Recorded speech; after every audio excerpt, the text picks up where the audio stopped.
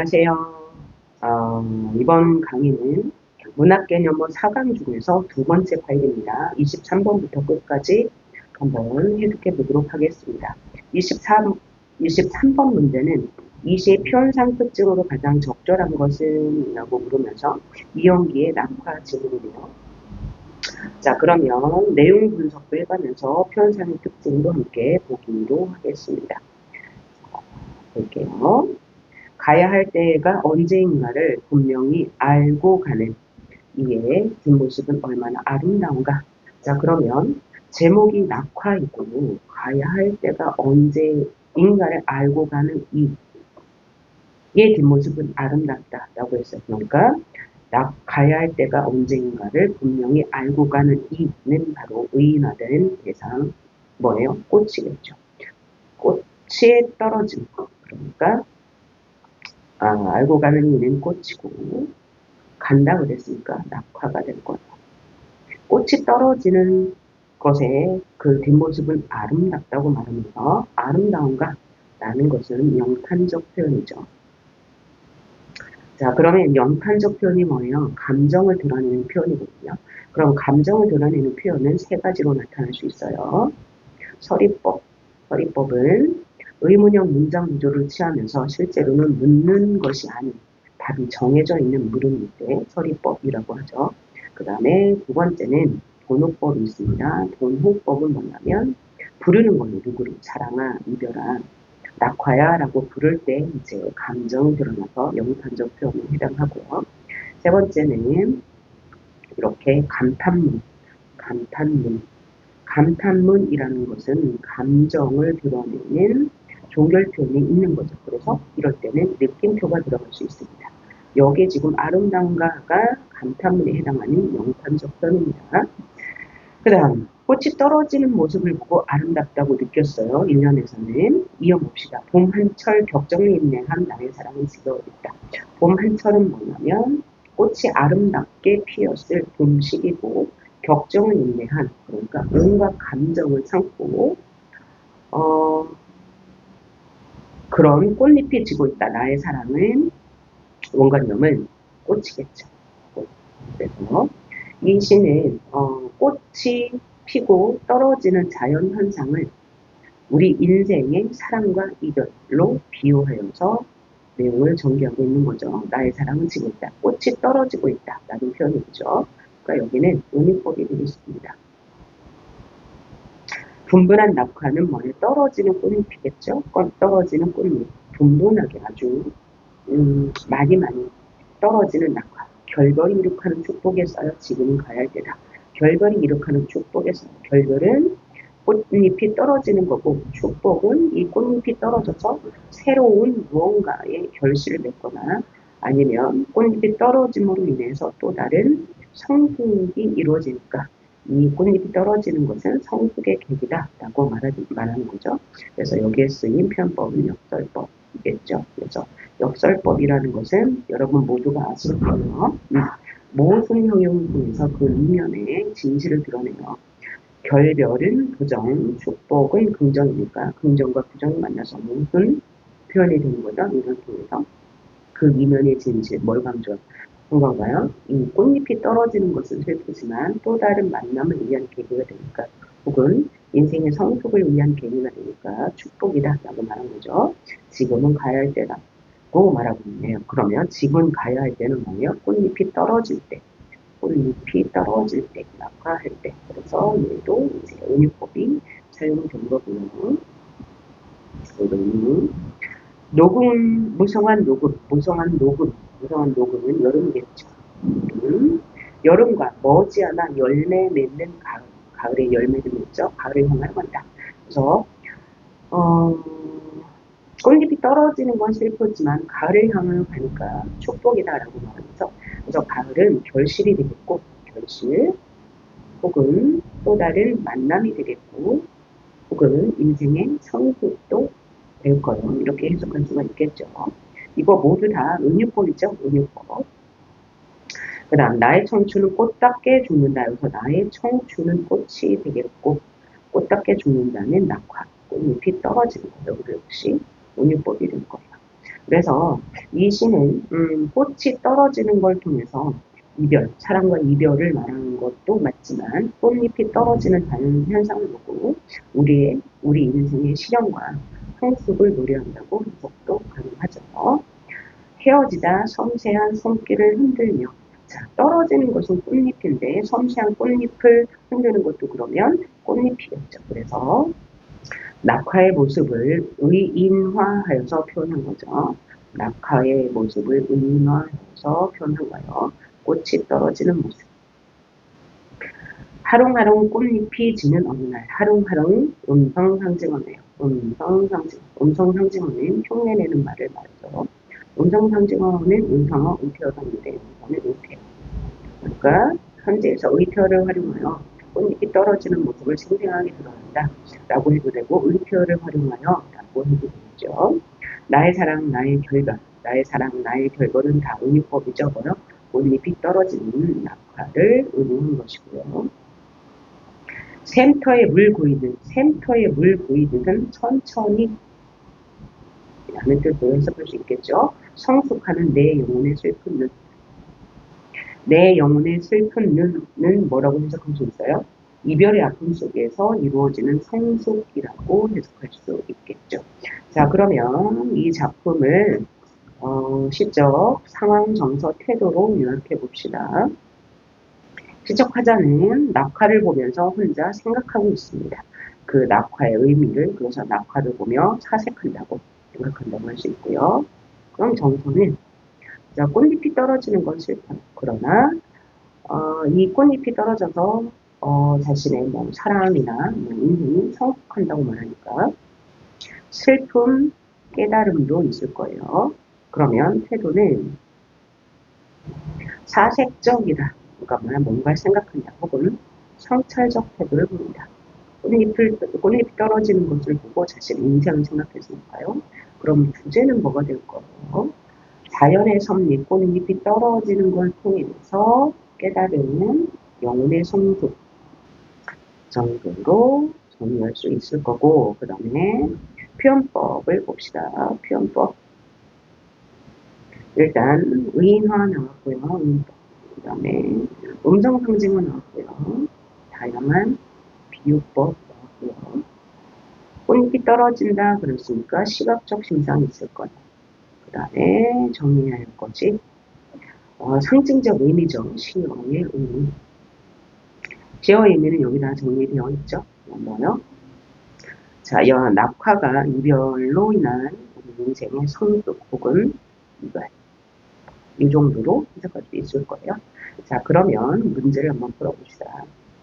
적절한 것을 고르라고 했어요. 적절한 것. 자조적 표현을 통해서 삶의 무슨 자조적 스스로를 비판하거나 이렇게 부끄러워하지 않았으니까 이런 모습은 없고요. 여기까지 끊어볼게요. 삶의 모순이 아니고 삶의 이치겠죠. 틀렸고 의성어를 활용한 건 맞아요. 하루하루 맞는데 경쾌한 분위기가 아니고 뭔가 깨달음의 분위기, 그죠? 사색적 분위기를 나누고 있어요. 영탄 맞죠? 그 다음에 독백 맞죠? 혼자만 하는 거고 누구에게 말을 걸지 않았으니까 맞고 화자의 심정 맞네요. 4번 감각적 이미지, 시각적 이미지 있고요. 대상의 불변성이 아니고 자연의 이치. 우리 인생의 이치에 대해서 말하고 있으니까 틀렸고요. 동일한 문장 형태 반복이 없었고 순환의 의미도 없었어요. 그럼 순환의 의미는 뭐냐? 자, 만약에 얘는 지금 봄, 한철, 무성한 여름이 나왔어요. 그 다음에 가을까지 나왔죠. 가을 성숙으로 가고 있다. 그런데 겨울이 없어요. 겨울이 있은 다음에 다시 봄까지 가야 이것을 우리는 순환이라고 합니다. 출발점에서 어떤 과정을 거쳐 다시 출발점으로 돌아와야 순환인데 여기는 봄, 여름, 가을밖에 없었으니까 순환의 의미가 없는 거네요. 그 다음 문제를 봅시다. 이 시에 나타난 표현상의 특징. 표현상의 특징을 보는데 김소월의 접동새라는 시가 나왔습니다. 그래서 접동새라는 시를 해석해 봅시다.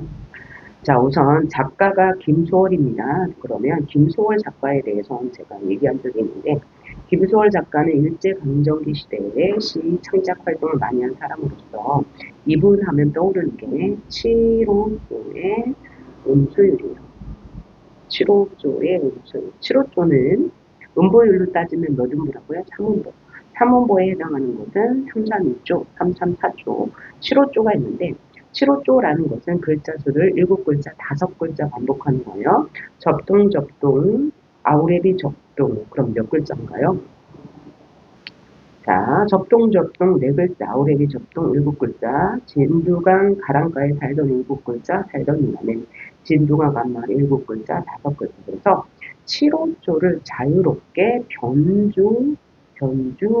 변주했고요. 혹은 변조라고도 합니다. 그래서 김소월의 시는 이렇게 7호조를 자유롭게 변주하여서 썼습니다.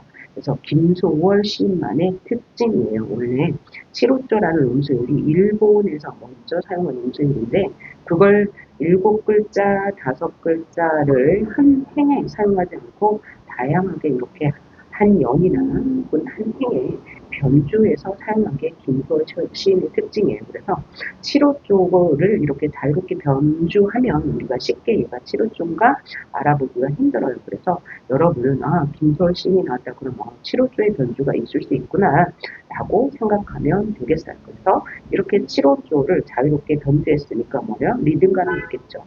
즉 운율을 형성하는 요소가 될 거예요.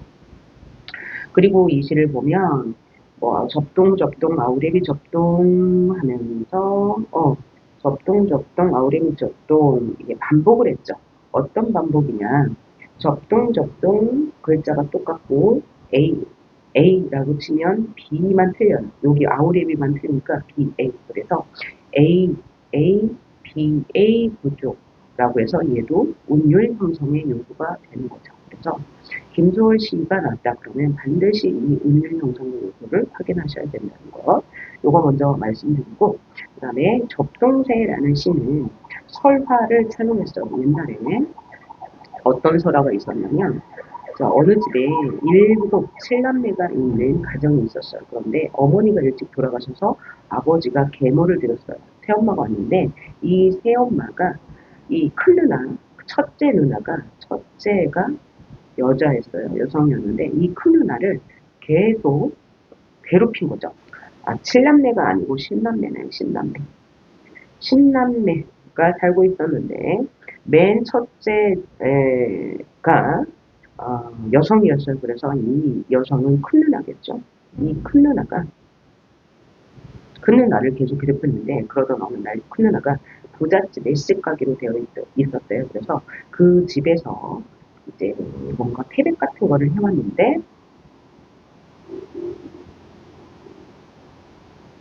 예물이죠, 예물.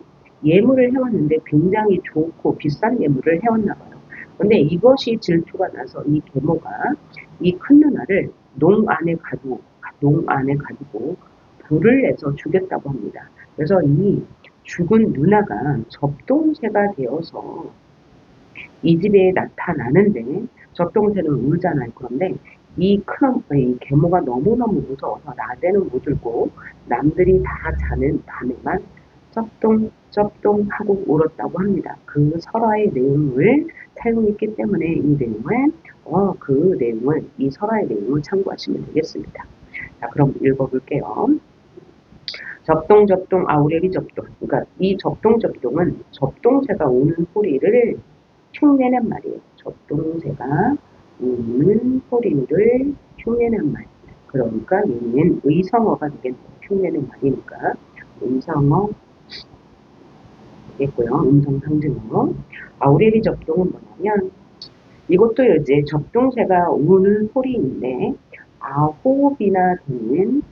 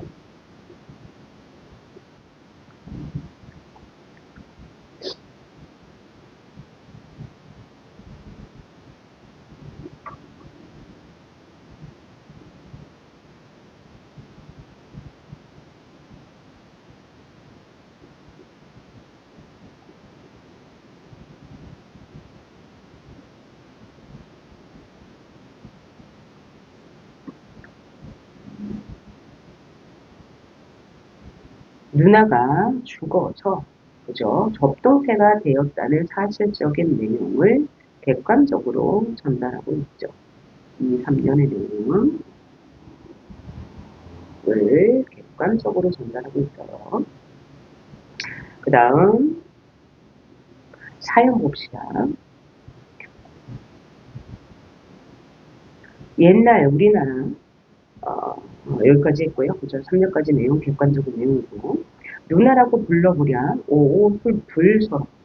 불서러 불서러는 몹시 서럽다는 뜻의 평언도 방언입니다. 평언도 방언이니까 이 방언이 사용되었으면 향토적 정서를 느낄 수 있어요. 그러니까 얘는 불서러 방언이니까 향토적 시어가 되겠죠. 시세움에 몸이 죽은 우리 누나는 죽어서 접동새가 되었습니다. 그래서 요 3년까지는 객관적인 사실이었지만 누나라고 불러보랴 접동새를 그러니까 화자가 접동새를 누나라고 한번 불러볼까 라는 말이고 오서러워서 화자의 정서가 나타나 있죠. 그래서 여기서부터는 화자의 주관적인 정서가 나타난다. 화자의 주관적인 정서 확인할 수 있죠. 시세움에 몸이 죽은 우리 누나 죽어서 접동새가 되었습니다. 화자의 정서고요. 아홉이나 남아되던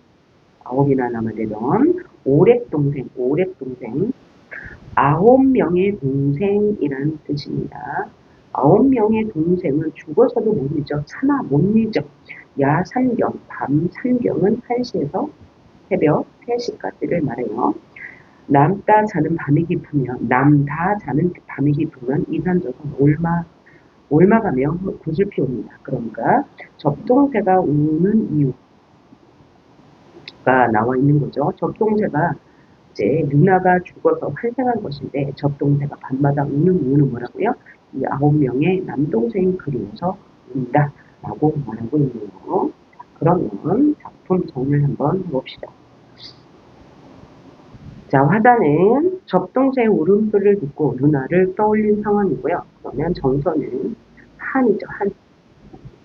우리 민족의 보편적인 정서가 한이잖아요. 이 한은 슬픔이란 얘기고요. 여기다 서러움입니다. 한 서러움이라고 적어주시면 되겠죠. 태도는 안타까운 정도로 해주시면 될 거고 그 다음에 한이 있으니까 당연히 그리움도 있을 거예요. 그래서 주제는 대상이 접동새니까 시적 대상이 죽어서도 잊지 못하고 찾아와서 우는 혈육의 정이죠. 죽어서도 잊지 못하는 혈육의 정.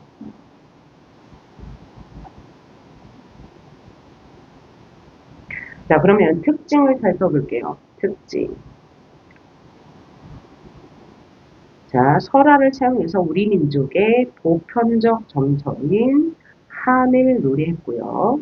두 번째는 자, 애상적 어조, 슬픈 분위기, 또 슬픈 말투, 향토적 시어로 슬픔을 극대화하고 있고요. 1년에서는 그죠? 접동, 아우레비 접동해가지고 의성어를 통해서 접동새가 우는 소리를 표현하고 2, 3년에서는 누나가 접동새가 된 사연을 객관적으로 요약적으로 제시했어요. 요약적으로 제시했다는 것에는 결론만 날려준다는 얘기죠. 4, 5년에서는 화자의 감정을 주관적으로 전달하고 있습니다. 그 다음에 특징을 보면 여기 7호도의 변주, 그 다음에 AABA 구조를 사용해서 음률을 형성하고 있는 거 확인할 수 있고 이 정도로 정리해 주시면 되겠죠. 자, 그러면 표현법 하는데 표현법. 자, 음성 상징어를 사용해서 접동, 아우레비 접동해서 화자의 정서를 효과적으로 전달하고 있고요. 그 다음에 A의 B의 구조, 그 다음에 7호조의 변주된 음수를 사용해서 음률을 형성합니다. 이 정도 하시면 되겠습니다. 자, 그러면 문제 풀어봅니다. 적절하지 않은 것을 고르라고 했습니다. 적절하지 않은 것. 1번 애상적 어조를 통해 맞고요. 비극적 분위기 맞네요. 그죠? 누나가 이런 사연 때문에 죽어서 이 동생들을 잊지 못하고 그리워서 밤마다 접동새가 되어 나타납니다. 비극적이죠. 그 다음 2번 명령형의 문장을 통해서 자, 명령형 문장은 어디에도 나오지 않았나요? 그래서 주저의식 얘는 볼 필요도 없고요. 3번 구체적 지명. 여기 강이라고 나왔죠? 진두강 가람. 가람은 뭐예요? 강이란 뜻이에요. 강가에 살던 진두강 구체적 지명 나왔고요. 구체적 지명을 활용하면 향토적 정서를 느끼는 건 한디한 건 당연한 거예요. 행의 길이의 변화를 주어 리듬의 완급을 조정했다라고 했으면 행의 길이에 변화가 있죠. 첫 번째로 1년을 한번 보면 자 1년에서 일행은 두음절, 이행도 두음절, 삼행은 하나 둘셋 유금절 이렇게 시행의 길이의 변화가 있어요. 그러면 속도, 읽는 속도의 완급을 조절하는 효과가 있습니다. 그러면 자, 한 행을 이렇게 있다 봐요. 그러면 만약에 똑같은 시간을 만약에 1분으로 친다면 1분 안에 이 작은 글자 두 글자를 읽을 때는 속도가 뭐예요? 느려요? 빨라요? 느리죠. 그런데 1분 안에 6글자를 읽을 때는 속도가 빨라져요. 그래서 한 행의 글자 수가 적으면 호흡의 속도가 느리고 많으면 호흡의 속도가 빠르다. 그래서 시를 읽는 완급을 조절한다. 이런 말이 나와요. 이거 알아두시길 바랍니다. 그럼 얘는 맞는 말이 되겠습니다. 그 다음에 동일한 시구를 반복하는 접동 맞죠? 그 다음에 두 연을 유기적으로 결합하고 있다라고 했는데 자, 1년에서는 우는 소리, 접동사가 우는 소리를 형성했고 2년에서는 누나가 와서 온다고 해서 내용상 연결이 되죠. 그러면 연결성이 있으면 유기적인 결합이라고 이야기합니다. 맞는 얘기입니다. 그 다음 문제는 고정의 상한 영혼을 위하여라는 시네요. 그러면 이 시를 먼저 분석을 해보고 문제를 풀어보도록 하겠습니다. 자, 제목에서 알 수 있듯이 상한 영혼을 위하여 뭔가 위로를 건네는 그런 시일 것 같다는 느낌이 들죠. 먼저 봅시다. 향한 갈대라도 하늘 아래선 한 계절 넉넉히 흔들리거니 뿌리 깊으면야 밑둥 잘려도 새수는 돋거니 충분히 흔들리자 상한 영혼이요. 충분히 흔들리며 고통에게로 가자라고 했어요. 그러면 이 상한 갈대는 무엇을 형상화한 걸까요? 바로 제목에 있는 상한 영혼이라는 이 추상적인 관념을 상한 갈대라고 시각적으로 표현한 거죠.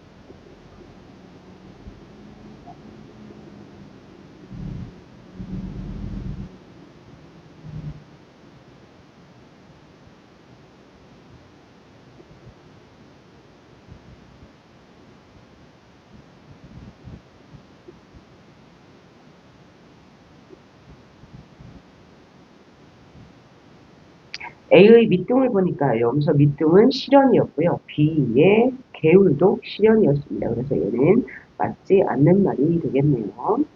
이게 다 실현이었고요. 2번 A의 한 계절과 B의 지문에는 극한 상황을 비유한다. 자, A의 한 계절은 삶의 한때죠. 이거는 어떤 상황이 나면 그냥 삶의 한때이고, 그 다음에 B의 지는 해가 문제리라고 했으니까 지는 해는 실현이 되겠네요. 극한 상황이 아니에요. 얘도 틀린 말. 3번 A의 세손과 B의 등불은 모두 근황 극복의 가능성 맞죠? 자, A에서 세손과 등불을 봅시다. 세손, 그죠? 밑동에 잘려도 세손, 순항이 있고, 그 다음에 B의 등불은 켜진다. 그죠? 희망이죠. 희망을 상징하는 건 맞고요. A와 B에는 모두 현실 부정의 비판적 어조가 아니고 현실을 부정하지 않고 현실을 수용하자. 그러면 희망이 있다고 해서 비판적 어조는 나타나지 않아요. 희망적 어조가 있는 거죠. A에서 B로 전개되면서 화자의 태도가 소극적으로 변하지 않고 처음부터 끝까지 인질적입니다. 네, 이 고통을 견디자라고 말하고 있어요. 그래서 2번이 되겠고 26번 한번 보도록 합시다. 자, 이제 지문이 두 개네요. 김동명의 파초라는 시와 김광균의 수천리라는 시입니다. 한번 볼게요. 자, 제목이 파초니까 파초는 그냥 풀이죠, 풀. 그죠? 시적 대상이 아마 파초가 될 거예요. 자, 봅시다. 조국을 언제 떠난 후 파초의 꿈은 가련하다. 그러면 조국을 떠난 건 파초죠. 그런데 이 파초의 꿈이 가련하다, 슬프다라고 했죠. 그래서 파초가 어떻게 감정을 가질 수 있겠습니까? 이런 것을 우리는 뭐라 그래요? 감정이입이라고 하죠. 감정이입이면서 화자의 감정이 슬프니까 파초가 가련하다고 한 거죠. 의인법, 그죠? 파초를 의인화했습니다. 그럼 실제로는 누가 슬퍼 보일까요? 아마 뒤에를 읽어보면 아시겠지만 조국을 언제 떠났니? 너의 꿈은 가련하다. 이 너, 파초가 누군지 읽어보면서 한번 봅시다. 남국을 향한 불타는 향수, 너의 녹슨 소녀보다도 아름답구나. 여기서 너는 화초가 될 건데 남국을 떠나서 향수가 불탄다. 그렇죠? 향수가 불탄다. 향수, 고향에 대한 그리움, 불탄다. 간절하다. 그러니까 이 화자 자신이 고향을 떠났다라고 해석할 수 있겠죠. 그래서 고향을 향한 그리움을 시각적으로 묘사하고 있네요. 그래서 화자 자신을 그죠? 파초라는 대상을 통해서 화자의 감정을 드러낸다고 볼 수 있네요. 그러니까 화자는 조국을 떠나서 타향에 왔는데 남국을 향한 불타는 양수, 그러니까 남국이 아마 고향이 될 거예요. 이 고향을 그리워한다. 너의 넋 역시 의인법이고요. 여기서 너는 파초가 되니까 수녀보다도 외롭구나. 그래서 파초는 외롭다. 파초를 자신과 동일시 했으니까 여기도 화자 자신이 외로운 거죠. 화자의 감정이 외로운 거고 이 파초를 수녀보다 외롭다니까 수녀는 역시 파초를 말할 거다. 의인화된 거죠. 소낙비를 그리워하는 너는 정열의 영입니다. 그러니까 파초는 지금 열대 지방이 있나요? 그래서 비를 기다리고 있어요. 그래서 너는 정열의 여인이다. 그러면 이 파초를 화자라고 본다면 고향을 그리워하는 너는 정열의 사람이구나. 정열이 있는 사람이구나. 라고 해석할 수 있겠고 너는 샘물을 길어. 나는 샘물을 길어. 너의 발등에 붙는다. 그러니까 화자의 정성. 화자의 정성이네요. 이 파초를 정성스럽게 바꿔, 그러니까 나의 마음을 화자 자신으로 본다는 파초를 돌보고 있다라고 해석할 수 있겠고요. 이제 밤이 차다라고 했으니까 밤은 부정적인 현실이 될 거예요. 부정적 현실. 그죠? 이것은 현실이니까요. 나는 또 너를 내 머리맡에 있게 하마. 자, 나는 너 파초를 내 머리맡에 있게 해서 너가 이렇게 차가운 것을 보호해주겠어. 그죠? 이 파초에 대한 정성. 그죠? 파초를 보호하고 싶은 마음. 나 자신을 보호하고 싶은 마음. 다음, 나는 즐겨 너를 위해 종이 되겠다. 그러니까 여기서 너는 파초인데 나는 나의 마음을 잘 가꾸겠다. 뭐 이런 마음이겠죠. 나를 지키겠다. 너의 그 드리운 치맛자락은 파초의 치맛자락이니까 파초 잎이 될 거예요. 파초 잎. 으로 우리의 겨울을 가리우자라고 청유형 어미를 썼네요. 그래서 이 시는 전체적으로 파초라는 대상을 통해서 자신의 모습을 형성하고 있습니다.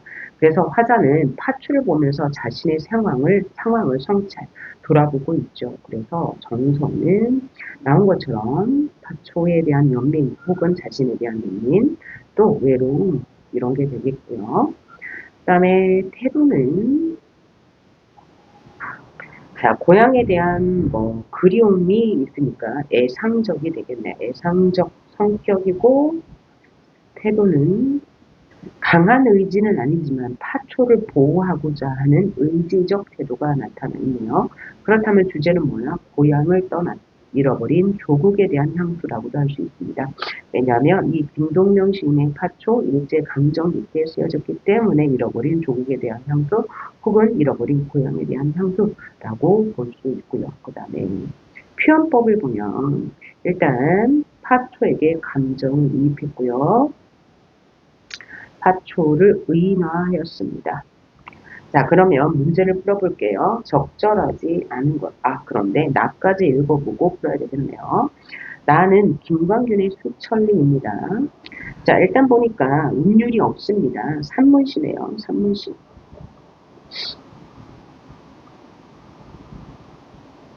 수천리가 뭘까요? 한번 생각해가면서 읽어봅시다.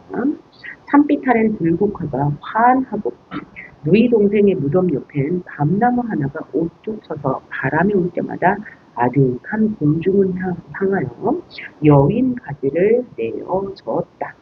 자, 그러면 화자는 지금 어디에 있는 거예요? 산빛 아래 있습니다. 갈 길을 못 찾는 여혼 같아 절로 눈이 감긴다. 자, 여기까지 보니까 누이 동생의 무덤을 찾아왔죠.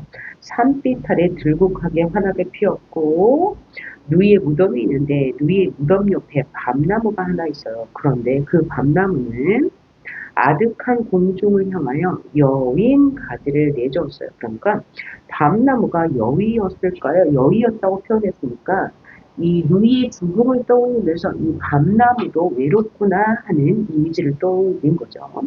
갈 길을 못 찾는 영혼 같아. 뭐가요? 이 밤나무 가지가요. 뭘 떠올린 거야? 죽은 누이를 떠올린 거예요. 절로 눈이 감긴다. 마음이 좀 무거워진다. 무덤 옆에 작은 시내가 은실을 긋고 무덤 옆에 작은 시내가 은실을 긋는다는 것은 자신의 마음을 이렇게 표현한 거죠. 그러니까 얘도 이제 작은 시내도 객관적 상관물이 될 걸 화자의 감정을 이제 표현한 거죠. 화자는 죽은 누이의 묘지 앞에 와서 죽은 누이 무덤 풍경을 지금 묘사하고 있는 거예요. 근데 상당히 화자의 감정을 보여주는 거죠. 등 뒤에 서거기는 떡갈나무 숲을 앞에 차단한 차디찬이에요. 비석이 하나 노을에 젖었다. 그러니까 이제 이 비석은 누구의 비석이겠어요? 죽은 누이의 비석이겠죠. 흰 나비처럼 여운 모습 아울러 여윈 모습 아울러 어느 무형한 공중에 그 체문이 꺼져버린 후 누이의 죽음이 연상되죠. 밤낮으로 찾아주는 건 빈 묘지의 물소리와 바람소리뿐이다. 누이 동생 너무 외롭구나. 동생의 가슴에 비가 내린다. 여기서 가슴은 뭐예요? 무덤이겠죠. 동생의 무덤 위엔 비가 내리고 눈이 쌓이고 적막한 황혼이면 별들은 아마 위에서 무엇을 속삭이겠지. 한 줌 흙을 헤치고 나즈키 누이를 부르면 한박꽃처럼 눈 뜰 것만 같아 서러운 생각이 옷소매에 스며든다. 화자의 감정은 서럽죠. 그러니까 이 수천리라는 곳은 누이의 무덤이 있는 장소겠죠. 그래서 이 수천리는 진영을 의미하네요. 그러면 이 화자는 지금 뭐 하고 있어요? 누이의 무덤을 찾아왔죠. 누이의 무덤을 찾아왔고, 그래서 정서는 뭐예요? 누이에 대한 그리움과 애달픔, 서러움 이런 게 되겠죠. 자, 그러면 태도는요? 안타까움과 연민이겠죠. 너는 이렇게 쓸쓸한 곳에 그저 혼자서 외롭게 있구나라는 거고, 다음 주제는 죽은 누이에 대한 안타까움. 그러니까 추모적 성격이 있죠. 죽은 누이를 추모하고 애상적이다. 슬퍼. 그죠? 죽은 누이에 대한 추모입니다. 자, 그리고 특징을 보면 풍경을 묘사했어요. 묘사했다는 것은 그림을 그리듯이 풍경을 보여줘요. 나무, 여인 나무까지는 어떻게 되어 있고, 여기 작은 시내는 어떻게 되어 있고, 그래서 풍경을 아주 잔잔하게 묘사했습니다. 자, 그럼 여기 봐요. 가와 나의 공통점을 찾을 수 있네요. 가는 죽은 누이, 전설 속의 죽은 누이를 떠올리면서 안타까움을 느끼고 있고, 그 다음에 나는 실제 하는 화자의 죽은 누이를 떠올리면서 슬퍼하고 있어요. 그래서 둘의 성격은 추모적, 애상적이다 라고 할 수 있고, 차이점을 든다면 가의 죽은 누이는 전설 속의 여인이고 나는 실제 여인이다 라고 생각할 수 있겠습니다. 자, 그러면 적절하지 않은 것 한번 골라볼게요. 가에는 대상에 대한 유화적 태도는 부드러운 태도예요. 나에는 독단적인 태도, 이건 맞지 않죠. 자, 독단이라는 것은 상대의 의견을 무시하고 자신의 의견만 제시하는 거니까 얘는 맞지 않고요. 독단적인 태도가 여기서 맞을 수 있겠네요. 왜냐하면 누이의 감정에 대해서는 얘기하지 않고 화자의 감정만 얘기했다. 그러니까 독단적인 태도라고 볼 수 있을 것 같아요. 2번 봅시다. 가에는 대상에 대한 단정적인 태도가 어디에 나타나 있나요? 가련하다. 평소형 어미를 쓰면 단정적인 태도가 나타나죠. 흔들림 없는 태도 나타났고요. 그 다음 나에는 회의적인 태도가 나타난다. 회의적인 태도는 뭐야? 비관적인 태도. 그 다음에 부정적인 태도. 그 다음에 논제가 있다는 태도. 맞죠? 회의적인 태도죠. 너는 이렇게 쓸쓸한 곳에 혼자 있구나. 라는 태도가 나타나 있으니까 맞고요. 3번 선지, 가에는 대상과의 관계 단절을 두려워하는 태도가.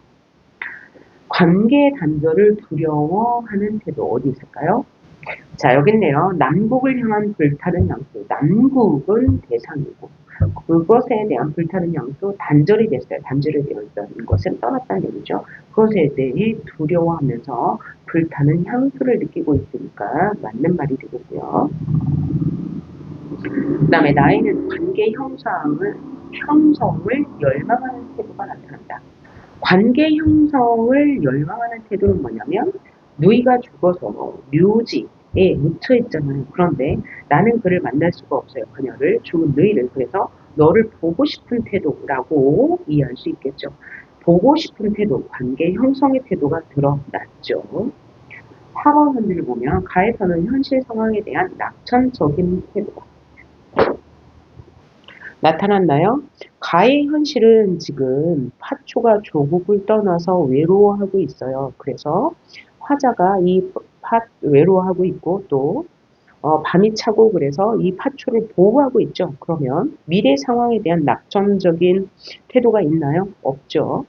그 다음에 비관적인 태도가, 나에는 비관적인 태도가, 미래를 비관적으로 생각하나요? 혹은 현실 상황에 대해서 비관적으로 생각하나요? 현실 상황에 대해서 비관적인 태도는 맞네요. 찬 묘지에 묻혀 있어서 현실 상황을 비관적으로 보는 건 맞네요. 그래서 요것 때문에 틀린 말이고요. 5번. 가에는 현실 상황의 변화를 기대하는 태도가, 현실 상황 얘가 지금 혼자 있는데 고향의 파주가 떠나와 있는데 외로운 상황이에요. 그리고 추운 상황이에요. 그래서 화자가 이 파초를 따뜻하게, 그죠? 겨울을 가려주려고 하고 있어요. 그래서 현실 상황의 변화를 기대하는 태도. 나올 수 있고요. 맞고 나에는 변화될 수 없는 현실 상황을 안타까워하는 태도가 얘는 맞죠. 얘도 맞네요. 그래서 4번이 틀린 답이 되겠습니다. 그 다음 27번 보니까 정약용의 고시, 그 다음에 박앤루의 무왕사라는 시가 나타나 있는데요. 여기도 지금 해석할 게 좀 많아서 다음 파일에서 이어서 할 텐데, 자, 제가 이렇게 파일을 길게 아주 상세하게 설명한 이유가 뭔지 여러분 아시죠? 시가 하나하나 나올 때마다 정확하게 분석하고 해석하는 힘을 이때 길러야 합니다.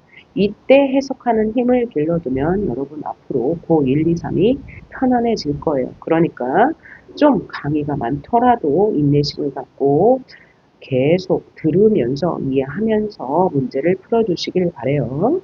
수고하셨습니다.